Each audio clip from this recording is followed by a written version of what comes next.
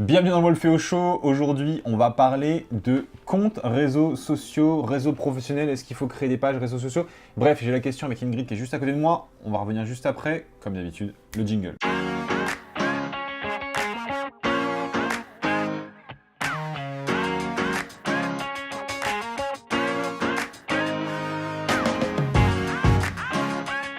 Donc voilà, on est revenu, c'est très simple. Aujourd'hui, on va répondre à une question qu'Ingrid a récupérée donc directement sur les réseaux sociaux. Salut Ingrid.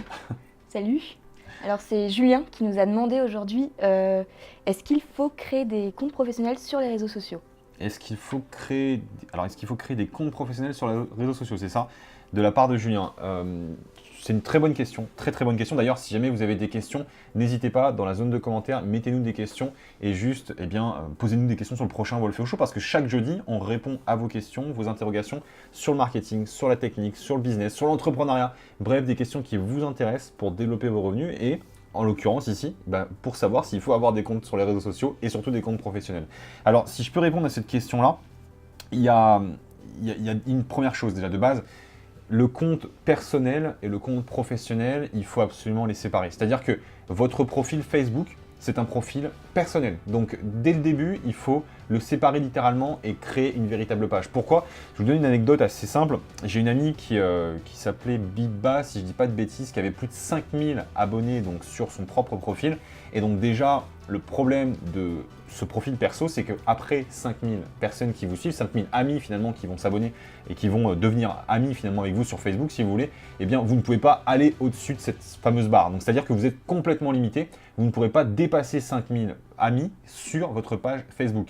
Le deuxième aspect aussi, c'est que vous n'avez aucun moyen de communiquer directement sur ces personnes-là sous forme de publicité, sous forme de business, sous forme marketing vraiment avec cette audience-là. C'est-à-dire que au-delà de l'aspect possibilités techniques, etc., il faut aller plus loin que ça. Eh bien, sur l'aspect réseau, sur l'aspect communication, les pages et profils Facebook ne sont pas faits pour ça. Et le jour où vous allez avoir vraiment Facebook qui va se poser des questions sur ce que vous faites avec votre compte, pourquoi vous avez 5000 amis, comment vous communiquez avec eux, eh bien, si jamais ils voient que vous échangez de manière marketing et business avec ces personnes-là, ils vont potentiellement bloquer votre compte. Et c'est exactement ce qui s'est passé avec la personne dont je viens de vous parler. Elle a littéralement eu son compte bloqué parce qu'elle avait envoyé des messages de vente à ses amis qui étaient vraiment autour d'elle et c'était pas l'endroit où il fallait le faire sur Facebook.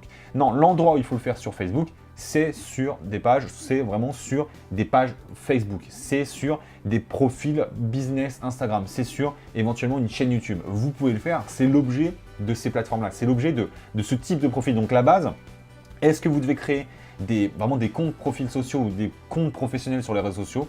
Oui, vous devez créer des pages privées, des pages pro plutôt, sur Facebook pour communiquer de la manière vraiment que vous souhaitez, mais surtout d'avoir un espace pour votre business, quoi, que ce soit pas du perso qui soit mélangé et que Facebook ne vous tombe pas dessus tôt ou tard. Donc ça, c'est un petit peu la base, j'ai envie de dire. Après, il y a la question de se poser, est-ce que je dois être sur Facebook? Est-ce que je dois être sur Instagram? Est-ce que je dois être sur LinkedIn? Est-ce que je dois être sur YouTube, Facebook, etc. Est-ce qu'il y a une plateforme qui est plus ou moins faite pour moi?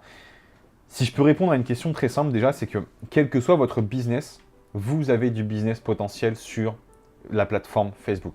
Parce que tout le monde est sur Facebook. Il y a une manière de communiquer auprès des personnes, même si c'est des professionnels, il y a une manière de communiquer et de fédérer ces personnes-là sur une plateforme comme Facebook. Ce ne sera pas uniquement sur du LinkedIn. Par contre, ce que je peux vous recommander au démarrage, surtout si jamais vous démarrez de zéro et que vous êtes un nouvel entrepreneur ou même que votre équipe est à taille humaine et que vous êtes 2, 3 ou peut-être 4 grands maximum dans votre équipe et que vous n'avez pas assez de personnes autour de vous pour être absolument partout sur toutes les plateformes, parce que c'est l'objectif. Il faut que vous soyez partout, il faut que vous profitiez de ces plateformes-là pour communiquer votre message absolument partout. Mais au début, c'est relativement compliqué quand on n'a pas énormément de personnes dans son staff. Alors, pour ça, ce que je vous recommande, c'est de vous focaliser sur les plateformes qui ont un intérêt pour vous, qui ont un maximum de votre audience et de votre client potentiel. C'est-à-dire que si jamais vous travaillez avec principalement du B2B et que vous avez des gros industriels, c'est-à-dire que vous travaillez avec des grands comptes et ce genre de personnes-là, peut-être que vous devriez mettre plus d'efforts sur un LinkedIn parce que vous avez moins de capacité, de temps homme, vous avez moins de personnes autour de vous. Peut-être que vous avez plus d'intérêt vraiment à mettre des efforts sur un LinkedIn, de créer un beau profil, de créer du contenu pour cette communauté-là et d'essayer de fédérer un groupe sur LinkedIn que de faire un groupe sur Facebook. Par contre, à partir du moment où vous avez les ressources pour le faire, eh bien rien ne vous empêche et vous devez le faire, créer du contenu sur un Facebook Et derrière, allez communiquer sur toutes les plateformes que vous avez. Pareil sur un YouTube, très rapidement, allez communiquer sur un YouTube, allez communiquer sur Instagram, allez communiquer sur toutes les plateformes qui s'offrent à vous.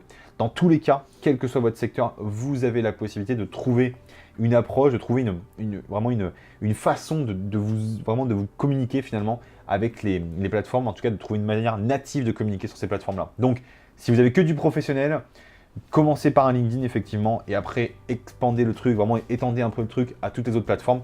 Mais au démarrage, LinkedIn sur les très pros et si vous avez le staff, Facebook, YouTube, etc. Par contre, si jamais vous avez une audience généraliste, c'est-à-dire pas forcément que des pros, eh bien commencez par un Facebook plus Instagram en même temps et la création de contenu régulière sur un YouTube, c'est excellent.